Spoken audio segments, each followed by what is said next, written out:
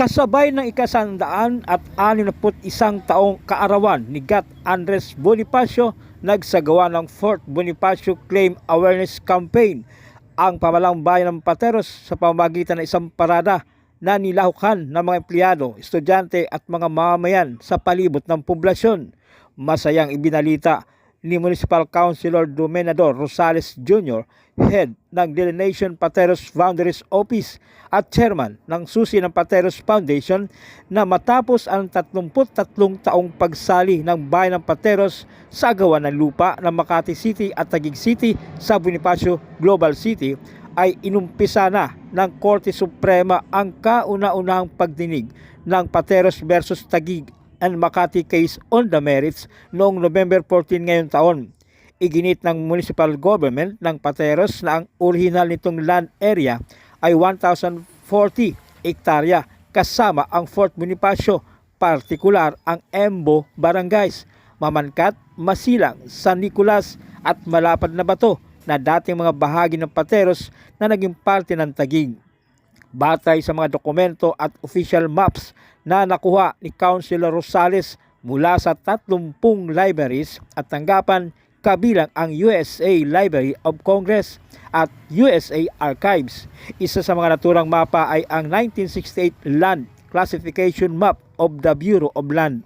Sa kasalukuyan ay nakatutok rin si Mayor Ike Ponce sa kasong Pateros versus Taguig na nasa Korte Suprema at umaasang maibalik sa kanila ang nawalang teritoryo. Ito'y selebrasyon ng birthday ni Andres Bonifacio, pero isinabay po natin yung Fort Bonifacio Claim Awareness Campaign para po naman ma-drum up yung importance ng ating pong pakikipaglaban sa Fort Bonifacio, na napakaganda na po ng balita ngayon.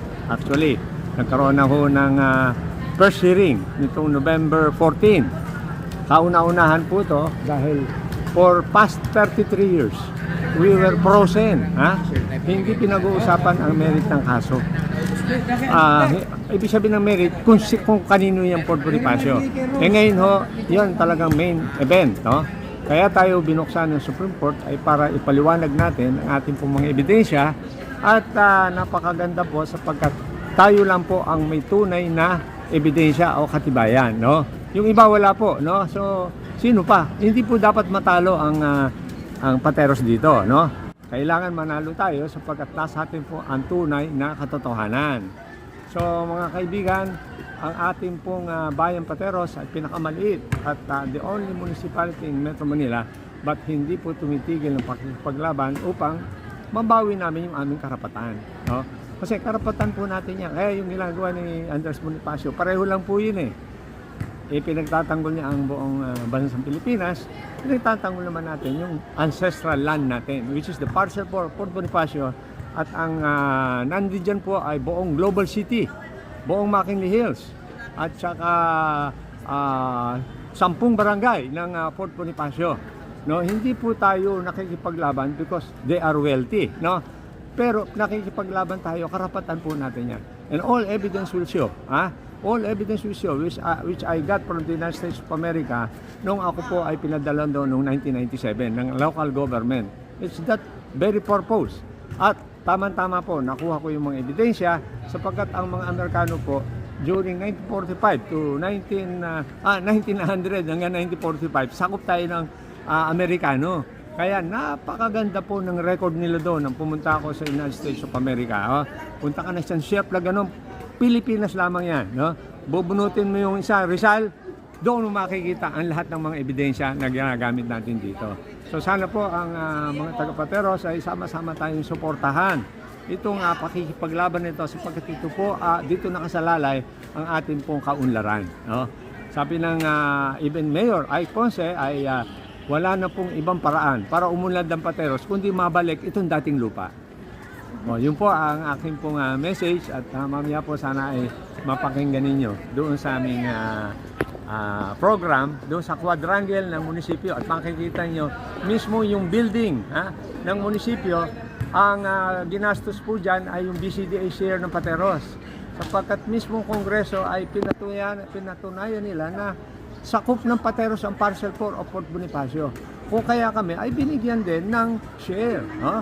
At right now ay meron ng mga 176 million pesos na kami po ay natatanggap since 1997, something like that, na 1995. So, napakaganda po. Sana po samahan nyo kami, buong Pilipinas, samahan nyo kami at samahan nyo kami sa pagtatanggol ng ating karapatan. Yun po ang sabi ng Panginoon Diyos. Justice, sabi ng Diyos, I hate robbery, no? And lawlessness, no? I love justice, sabi ng Panginoon Diyos. Thank you very much. Thank you. Well, we are right now celebrating ang ating Bonifacio Day, bilang pagkilala doon sa mga sakripisyo at pinaglalaban ni Andres Bonifacio para sa ating bansa. At the same time ay sinasabay namin ang paggunita rin, at pag-alala doon sa aming laban dito sa nawawalang teritoryo namin na hanggang sa ngayon ay nasa husyado pa rin. Kaya nga nananawagan tayo sa ating mga kababayan na suportahan natin hindi lamang ang adhikain ni Andres Bonifacio para sa bansang Pilipinas, o hindi ang laban natin sa Fort Bonifacio para tayo ay tuloy-tuloy ng umilag. Thank you.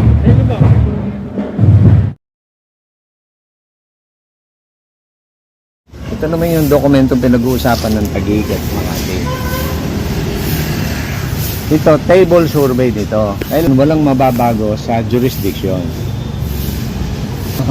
Walang mababago sa sukat, walang mababago sa pangalan, walang mababago sa kung ano-ano man, no? Na boundary, no? Yung i-identify lamang yung parcel 1, 2, 3, and 4. Okay. Nakita mo to, jurisdiction de Pateros.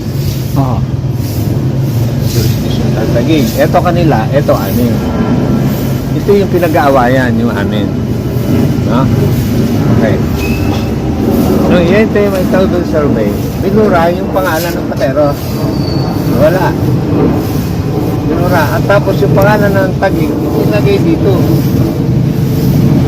So, anong ibig sabihin? Binago. Diba? Binago. Yung pagbabago na yon, ito na ang pinagbasihan doon sa mga sumusunod na proklamasyon at sumusunod na mga cadastral mapping.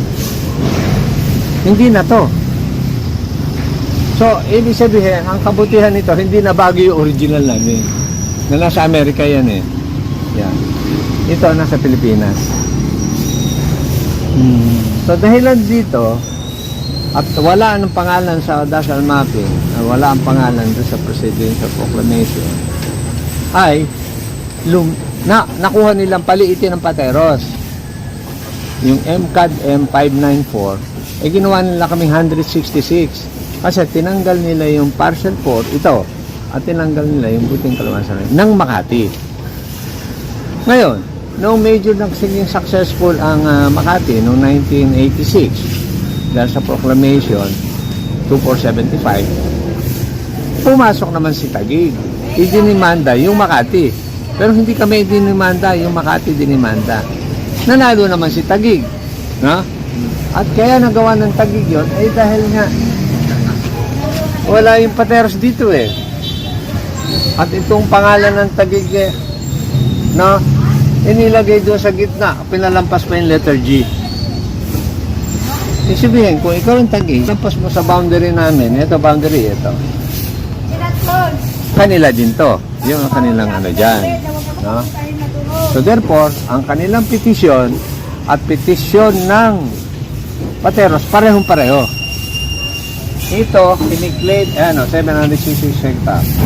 Kiniklaim, kanila daw to. Dahilan sa, wala ang Pateros dito, nilagay Taguig, kiniklaim nila yan. Ang Makati na unang mag-claim, kasi nga, wala ang Pateros dito eh. So, ang una silang na-claim, kanila daw to, ayun, puting kalawan naman kayo sa Pasig yun. So, napakasimple. Ito yung libingan ng mga bayani. No? Ang ngayon, ang parcel 4 ngayon, ito, kasama yung 7 barangay. Ito yung 7 barangay eh. No? So, ito boundary niyan, yan. Pumunta rito.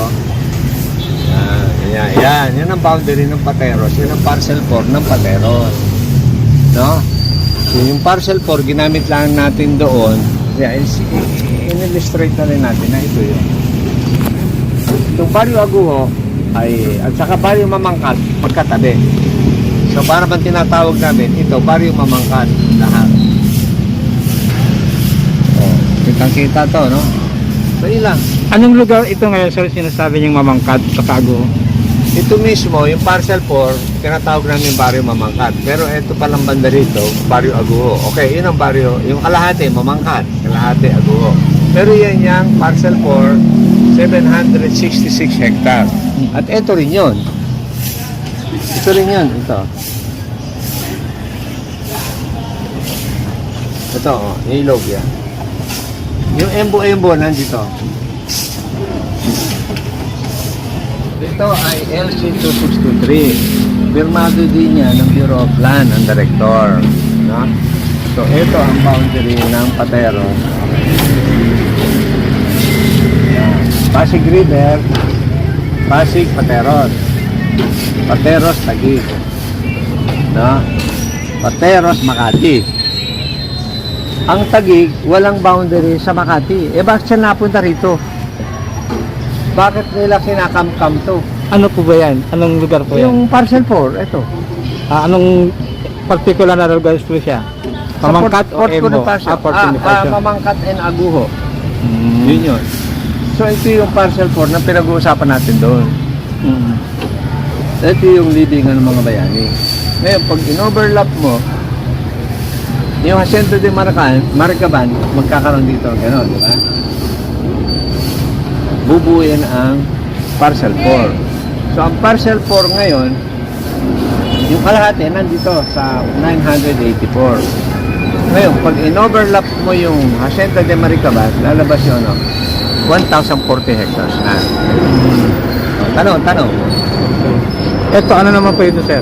Ito, Katibayan. Ito yung panahon na ng Amerikano, no? Katibayan ng Pateros ay nakasulat pa mismo sa ibabaw ng parcel 4. O, sino magsasabing Taguig to? Pateros yung nakasulat dyan. Di ba? Ayan yung hilog, oh. Barrio Mamangkat, Pateros. Tapos sasabihin pa, Makati yan, Taguig. Pateros na kalagay nga dyan, eh. Ito ngayon, nang i-overlap natin yung Hacienda de Maricaban dito sa LC2623. O, ito ngayon ang ating area. Okay. So, buo yun. Sir, paki-describe po mula rito sa Pateros kung ano-anong lugar to yung mga may kulay.